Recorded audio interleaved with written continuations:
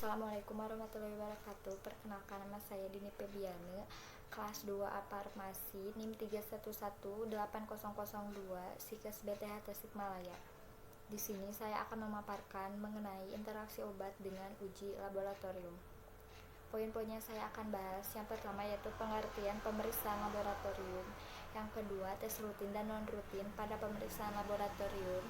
Yang ketiga, tes yang sering dilakukan pada pemeriksaan laboratorium.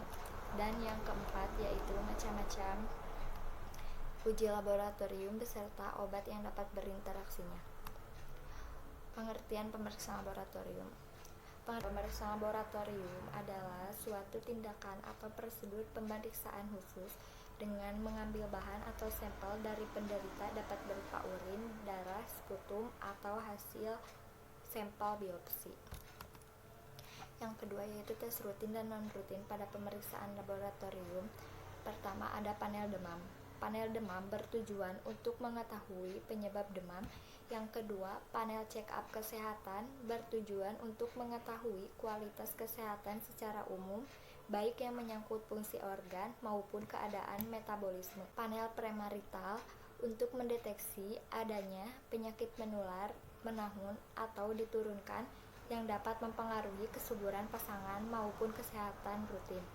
Yang keempat, panel lemak untuk mengetahui kadar berbagai jenis lemak yang terpenting dalam proses terjadinya penyumbatan pembuluh darah.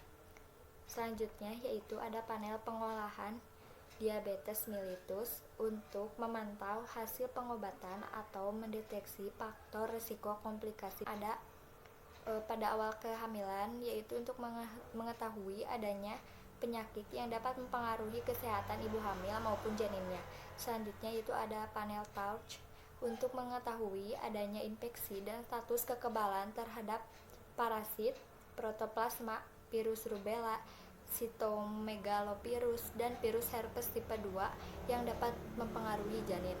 Transminase digunakan untuk mendeteksi adanya kerusakan pada hati. Pemeriksaannya dengan pengukuran SGOT ataupun SGPT. Keduanya terdapat dalam sel hati dalam jumlah yang besar dan ditemukan juga dalam serum dalam jumlah yang kecil. Kadarnya dalam serum akan meningkat ketika suatu sel rusak ataupun membran sel terganggu. Pertama ada SGOT atau serum glutamat oksaloasetat transminase. Obat yang dapat meningkatkan SGOT ini pertama yaitu antibiotik, narkotik, vitamin atau asam fosfat, peridoksin, vitamin A, antihipertensi, teopilin, dan golongan digitalis. Yang kedua yaitu ada SGPT atau serum glutamat berupa transminase. Nah, SGPT ini dapat meningkatkan kadar hepatitis virus akut, hepatotoksisitas yang menyebabkan nekrosis hepar atau toksisitas obat atau kimia yang sedang meningkat atau sirosis, kelainan kanker hati, gagal jantung, kongesif, intoksikasi, alkohol akut, peningkatan marginal impact miokard atau MIA. Obat yang dapat meningkatkan SGPT yaitu antibiotik narkotik, metildopa, sediaan digitalis, indometasin, salisilat, rifampicin, propanolol, kontrasepsi oral, heparin timah. 3 yaitu kolesterol. Obat-obatan yang dapat menurunkan nilai kolesterol yaitu tirosin, estrogen, aspirin, antibiotik, tetrasiklin, dan neomycin, asam nikotinat, heparin, kolkisin. Obat-obatan yang dapat meningkatkan nilai kolesterol seperti pil KB, epinefrin, penotiazin, vitamin A, vitamin D, sulfonilamid, pemitoin, dan dilantin. Selanjutnya yaitu trigliserida. Obat-obat yang dapat menurunkan kadar trigliserida yaitu asam askorbat, kolibrat, penformin, dan metformin. Yang kelima, pada transminase ada keratin serum. Keratin serum adalah produk sampingan dari hasil pemecahan fosfokreatin di otot yang dibuat melalui ginjal. Normalnya kadar keratin dalam darah yaitu 0,6 sampai 1,2 mg per dl. Bila fungsi ginjal menurun, kadar kreatin darah bisa meningkat. Tes laboratorium yang sering dilakukan yang pertama tes darah lengkap. Tes darah lengkap ini yaitu mengukur tiap komponen dalam darah. Tes darah lengkap sangat penting karena beberapa jenis obat-obatan dapat menyebabkan rendahnya sel darah merah ataupun darah putih yang kemudian dapat menyebabkan anemia atau kelainan darah lain. Tes ini mengukur yang pertama jumlah sel darah merah, hemoglobin, hematoxid ataupun platelet. Dengan menggunakan tes ini, maka jika jumlah sel darah merah yang rendah dengan hemoglobin dan hematoxid bisa jadi merupakan anemia. Jika jumlah sel darah putih yang tinggi dapat berarti tubuh melakukan perlawanan terhadap infeksi yang tidak terdeteksi. Yang kedua yaitu screening kimia darah.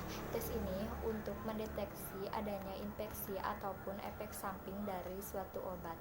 Salah satu tes pentingnya yaitu monitoring enzim hati. Hati merupakan organ yang sangat penting karena hati membantu proses obat-obatan. Ada kemungkinan terjadinya toksisitas yang dapat mempengaruhi kesehatan.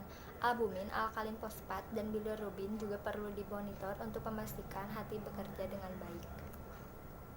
Macam-macam uji laboratorium beserta obat yang dapat berinteraksinya. Yang pertama yaitu ada alkalin fosfat dengan obatnya AINS dan paracetamol. Yang kedua bilirubin, ada phenobarbital, estrogen, steroid, anabiotik. Yang ketiga yaitu glukosa, atenolol, kortikosteroid, golongan glukortikoid. Yang keempat blood urea nitrogen dengan obat furosemid dan vancomycin. Yang pertama, alkalasi fosfat. Alkalasi fosfat merupakan suatu enzim yang dapat dibuat di liver, tulang, dan plasma. Biasanya ada pada konsentrasi tinggi pada saat pertumbuhan tulang di dalam empedu. Enzim ini menghidrolisis ester fosfat dalam medium alkali.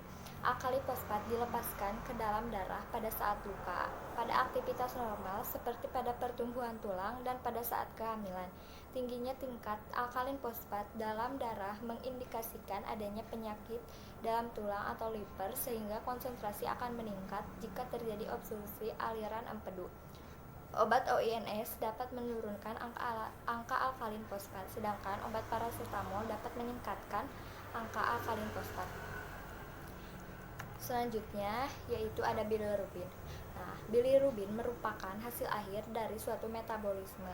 Petunjuk dari bilirubin ini yaitu untuk mengetahui adanya penyakit hati dan saluran empedu.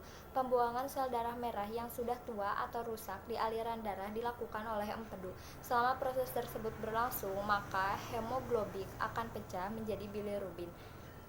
Obat yang dapat mempengaruhinya atau yang dapat berinteraksinya yang pertama yaitu ada phenobarbital, dapat menurunkan kadar bilirubin. Yang kedua yaitu estrogen, steroid, anabiotik, dapat meningkatkan kadar bilirubin. Yang ketiga ada glukosa. Obat yang dapat berinteraksi atau dapat mempengaruhi dari uji tes glukosa ini yang pertama ada atenolol. Atenolol dapat menurunkan konsentrasi glukosa dengan cara menghambat genolysis di sel hati dan otot rangka sehingga mengurangi efek hiperglikemia dan epinefrin yang dilepaskan oleh adanya hipoglikemia sehingga terjadi kadar gula pada hipoglikemia diperlambat. Yang kedua yaitu obat kortikosteroid golongan glukortikoid. Obat ini dapat menurunkan konsentrasi glukosa dengan cara meningkatkan gluconeogenesis dan mengurangi gangguan di hambatan reseptor transporter glukosa.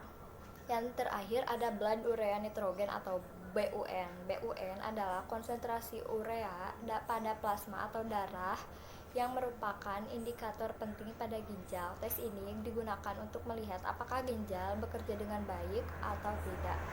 Pengaruhnya yang pertama yaitu furosemid dapat meningkatkan BUN, sedangkan vancomycin juga dapat meningkatkan BUN.